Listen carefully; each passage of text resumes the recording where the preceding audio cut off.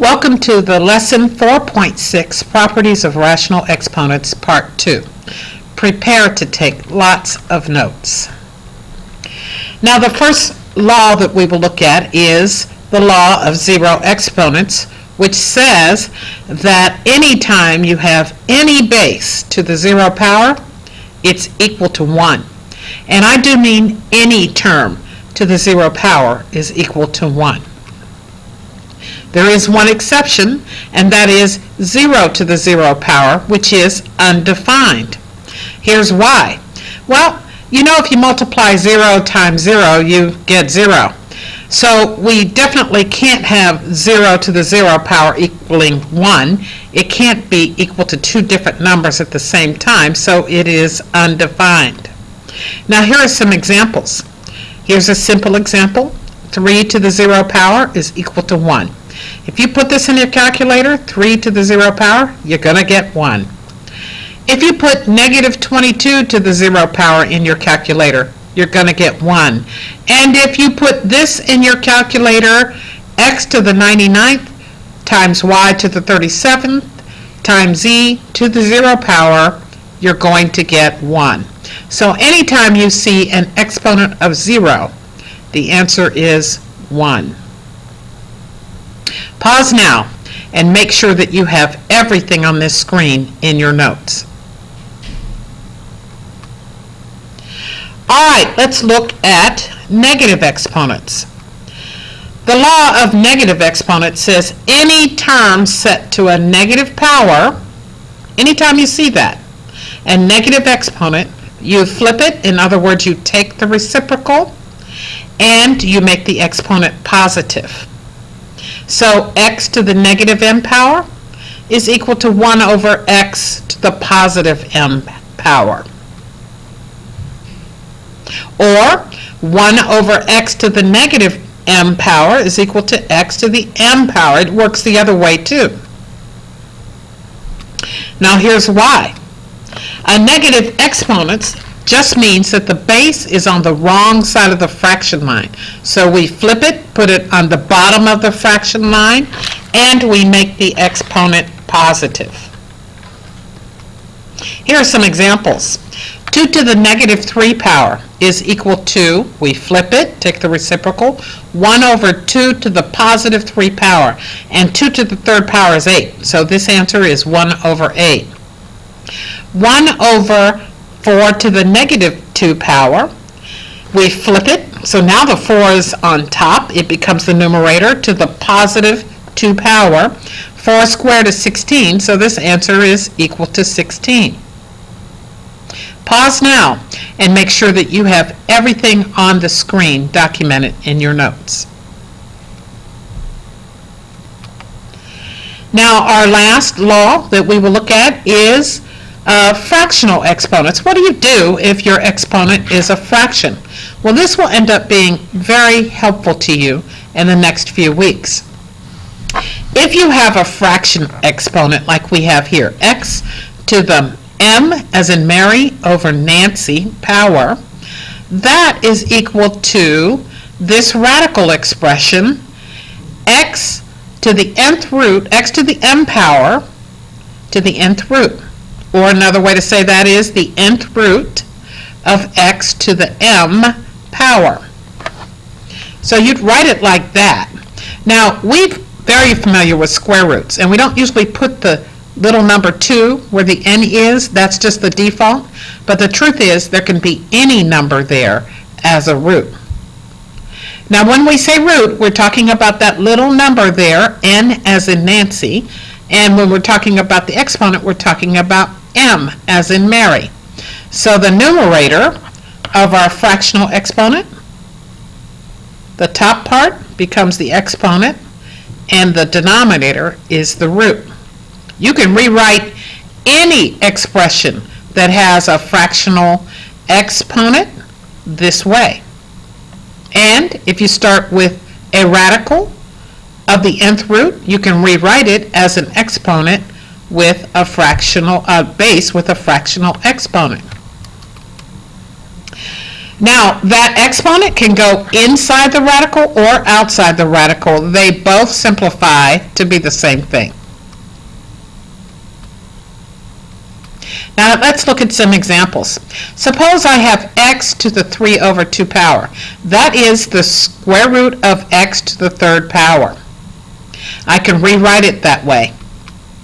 Or, if I started with the square root of x to the third power, I could also put that exponent on the outside and it would mean the same thing. Here's another example. I have the fifth root of x squared. The fifth root of x squared. And that is equal to x to the 2 over 5 power. Or I can start with the exponent on the outside as I did here and change that into the fifth root of x squared.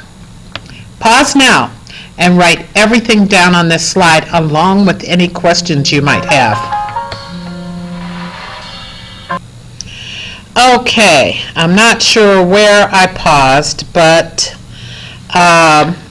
I want you to pause now and copy everything on this slide.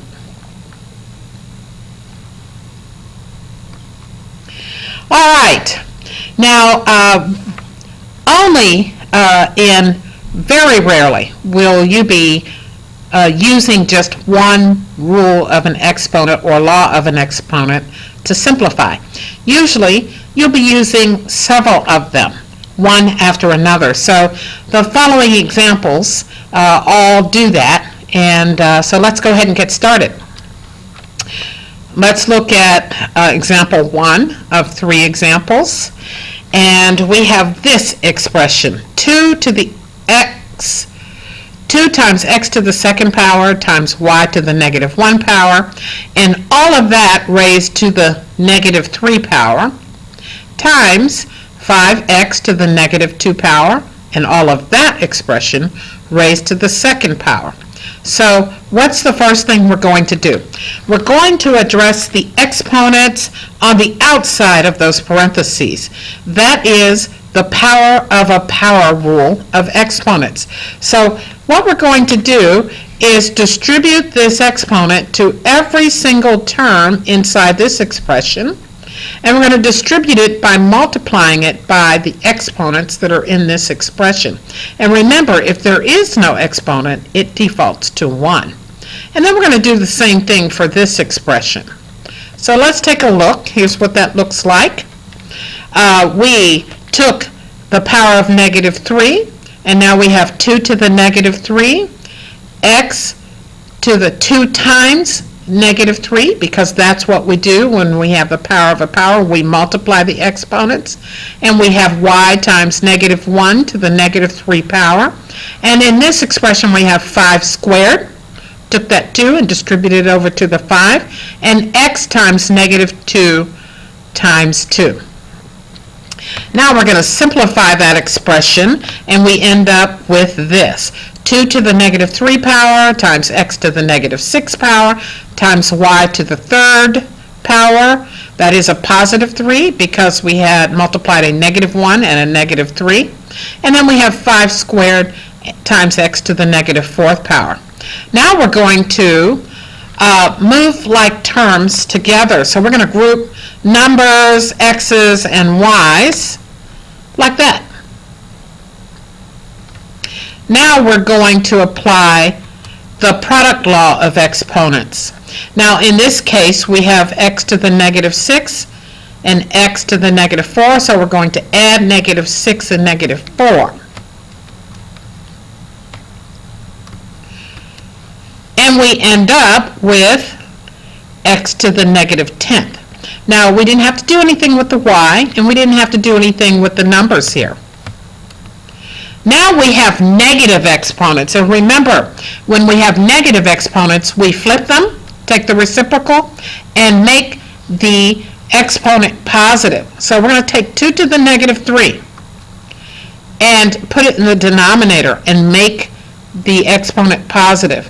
And we're going to take that x to the negative 10 and make flip it and make that exponent positive. And finally, 5 squared is 25, and 2 to the third power is 8. So our final answer is 25 times y to the third power over 8 times x to the 10th power. Pause now and copy everything on this slide. Okay, here's our second example. We have this expression, and again, we have exponents. We're raising powers to a power. And so we're going to apply the power of a quotient and the zero exponent law, which means we're going to take this power of -2 and distribute it across this whole expression. And of course, we know that anything to the power of 0 is 1.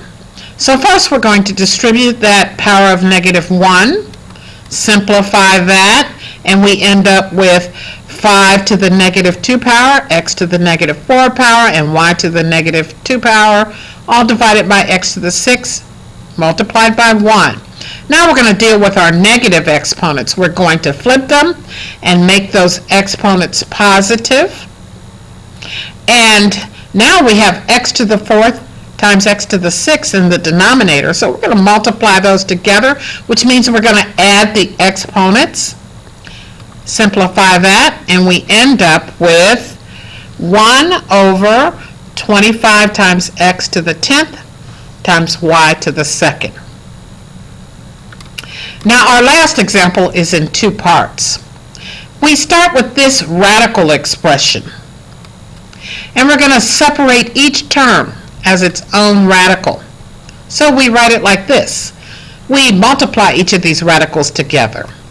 Now we're going to rewrite them as multiplication, in other words, in expanded form. To get 2 times 2 times 2 times 5, we did prime factorization on 40. And everything else is pretty self-explanatory. Now we're going to rewrite these as exponents matching the root. Now we have a root of 3. That's the root right there in these radical expressions. So I'm looking for groups of 3. Right here I have one group of 3 2's. I have a group of 3 D's with 2 left over. I have 2 groups of 3 E's and one group of 3 F's with F left over. And so I go from them written out in expanded form to this. Now I'm going to take everything that is underlined with red and move it outside the radical, because those are groups of 3. And everything that's underlined in blue remains under the radical. So the cube root of 2 to the third power is 2. And the cube root of d to the third power is d. And I have a remainder of 5 for the first one, and a remainder of d to the second power for the last one, and so on. And so my answer is this. Pause now and copy everything on this slide. And I know you must have questions, so note your questions as well. Now we can approach that same example by using fractional exponents instead. We start the same way. We separate each term as its own radical, and then we write it out in expanded form. And now we're going to, instead of using radicals, we're going to use fractional exponents. So we end up with 2 to the 3 over 3 power times 5 to the 1 over 3 power, and so on. Now we're going to simplify that. And first, we're going to simplify the things we're moving outside of the radical. Then we're going to simplify the things that are remaining in the radical. And we end up with the same answer. Now, I know you must have questions on this part of the presentation. Please note any questions you have and come to class ready to apply what you have learned in Part 2 of Properties of Rational Exponents.